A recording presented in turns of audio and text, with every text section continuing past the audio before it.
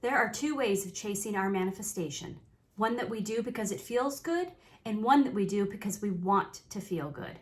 One is the way of the master manifestor, and the chasing to feel good is the way of the struggling manifestor who will end up burning out and quitting long before their manifestation ever arrives. And in this video, I'm going to help you cross over from chasing your desire to get it to being so vibrationally strong that your desire flows to you easily and naturally. See, after 5 years of high-level law of attraction study and implementing my own techniques, I know very well that it can feel like you're fighting a two-headed beast here. On the one hand, you are trying to steady yourself and line up with the vibrational wavelength that contains your desired manifestation. And on the other hand, you're trying to feel okay with the current what is that doesn't have your manifestation. And it can feel exhausting. Because when we're stuck in exhaustion and frustration, it can feel like nothing's happening, like I must not be aligned. So I have to go out and get it. I have to go out and chase it. I have to make it happen because it's not happening now. But the question you have to ask yourself is, do I want to continue to feel like I'm chasing it and always 2 steps behind? Or do I want to feel like I'm cruising on autopilot and 2 steps ahead of everybody else? Because with the techniques I'm going to show you in this video, and if you implement them, you are guaranteed to be the master and not the quitter. Hi, my name is Allison, and I am here to help you create the life you desire to experience. And if this video resonates with you, I would greatly appreciate a like and subscribe. Let me give you a scenario and see what you think. Let's say you've decided to throw a party. You send out invitations for everyone to arrive Saturday at 4 p.m. and people RSVP. This is great. You go out and buy all the party stuff, you set it all up, and you wait Saturday at 4 p.m. for everyone to show up. Now, what would you do at 4:05 if nobody had arrived? Would you assume no one is coming, lock up the place, and go out looking for them? I don't think so, right? You would wait it out. And in fact, you might know your friends habitually arrive late. So you wouldn't be worried at 4:05 or even 4:25. You would wait and trust and know that people are going to come. And you would know if you went out looking for them, you would surely miss them when they did arrive. Yet this is what we do every time we go out chasing our manifestation. We have this desire and we build a vibration around it with our thoughts, feelings, and beliefs. We use intentions, affirmations, imaginal acts, and scripting. These are all forms of a vibrational invitation we send out into the universe. Now, the fun thing about these energetic invitations is that we know the universe has a 100% RSVP rate. Unlike the one friend who always RSVPs and then never shows up, the universe is guaranteed to respond and show up to your energetic invitation because it is a law, the law of attraction. And my favorite explainer of this law of attraction, as Abraham Hicks puts it, the basis of everything is vibration, and the law of attraction responds to those vibrations and, in essence, organizes them, bringing things of like vibrations together while holding those not of like vibrations apart. Now, I know your intent of constantly chasing your manifestation is to make sure it shows up, is to avoid wasting time. But what you end up doing is sending out an energetic invitation to bring you more scenarios of chase. Invitations for you to continually fall short, for you to always be 2 steps behind. Because the expectation of somebody who goes out and is constantly chasing something down is the expectation that they will continue to experience the reality they have unless something out there changes or makes it different. But what you want does exist now, in the quantum realm, in the vortex, in imagination. And your job is to line up with it, not to chase it down. The term reality creator isn't even really true because we're not creating, we're lining up with. We're raising onto the wavelength that already contains our desires. See, the question isn't, can you get your manifestation? The real question is, can you vibrate consistently to receive it? And how do we do that? With the following techniques. Technique number 1 is to invite the inevitability of your desire. Master manifestors do this. They don't chase their manifestation, They get ready for it.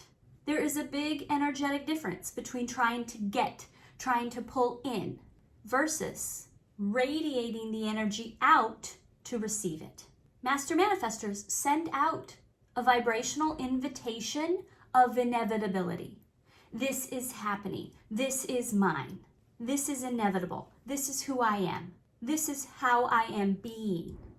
All of this invites the desire. So to become magnetic, to become a matching vibration to what you want to receive, we can ask ourselves the following questions.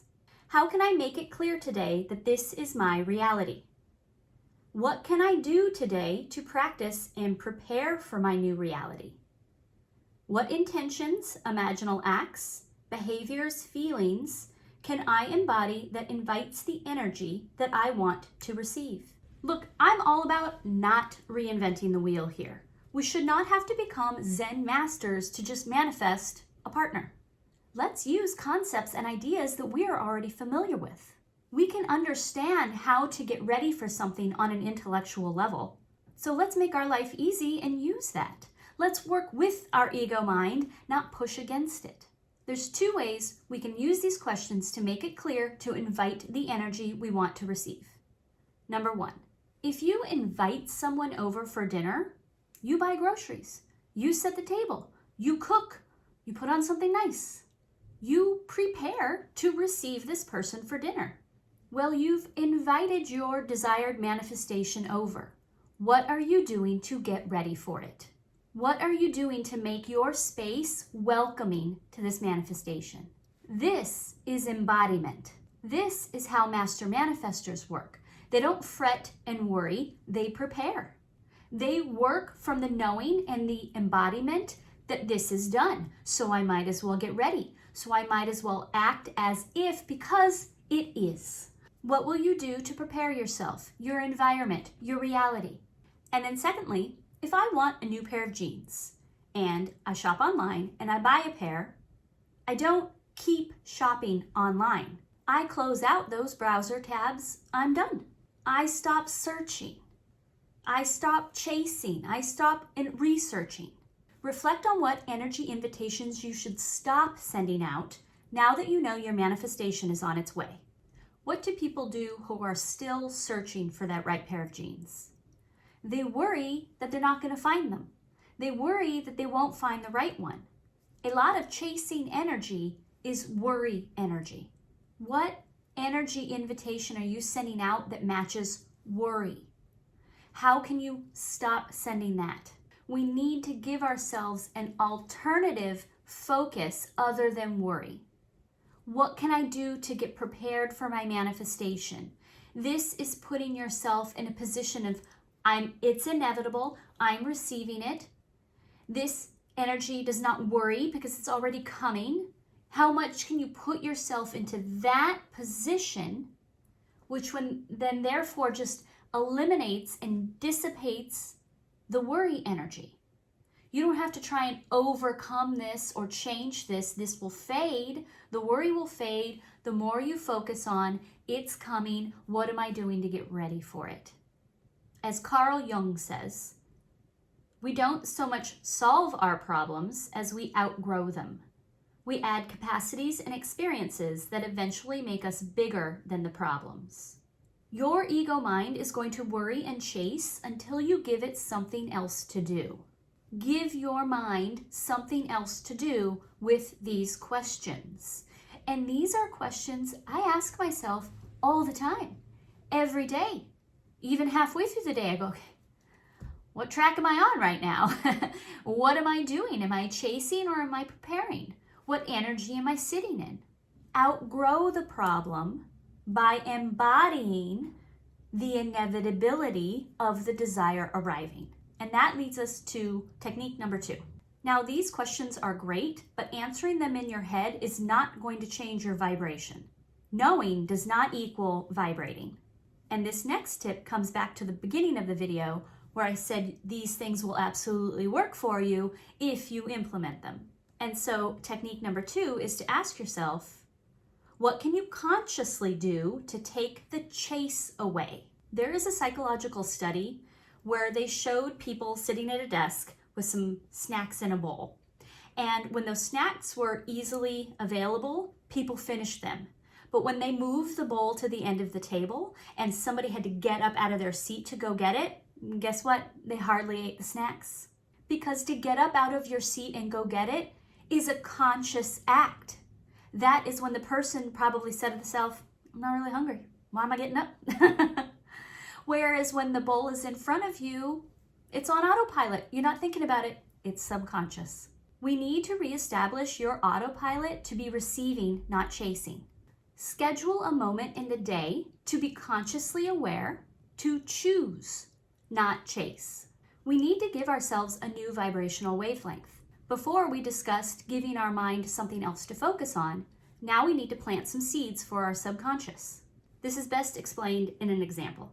If you are trying to manifest a specific person and you've been trying to use online dating, but it's caused a lot of frustration and you're not finding anybody and it makes you feel like you're chasing it, you schedule some time to, when you are fully consciously aware, pull out your phone, you look at the dating app and you say, I don't need this anymore. I know my specific person is on their way. And then you close the app and set it down. Then embody the feeling of trust and inevitability that your partner is on their way. As Eckhart Tolle says, you cannot fight against the ego and win, just as you cannot fight against darkness. The light of consciousness is all that is necessary. This second part of conscious awareness is crucial. We cannot be controlled by our subconscious if we are conscious. It only has power over us when we're on autopilot. But when we control the stimulus, when we take active attention onto something, we can make deliberate choices. And this feeds your subconscious. This will override the previous habits of chase and worry. When we can take active control and say in total awareness, this thing has no power over me or my reality, then it doesn't. Maybe you want a new car and you've been worried that you cannot afford what you really want. And you've been searching and it's been causing resistance and you're just feeling negative about it. Well, the first thing is to get clear on the car that you really want to call in. Send that vibrational invitation with clarity and non-resistance. And then schedule a time during the day to practice receiving it, to grow beyond the problem. The vibration doesn't just change because we want it to change or we've thought about it for a few minutes intellectually. We need to truly internalize these new vibrational invitations that we're sending out. We need to truly embody them. And you can do this simply by making yourself fully aware and present in the feelings. I hope this video was helpful to you, and I look forward to bringing you more.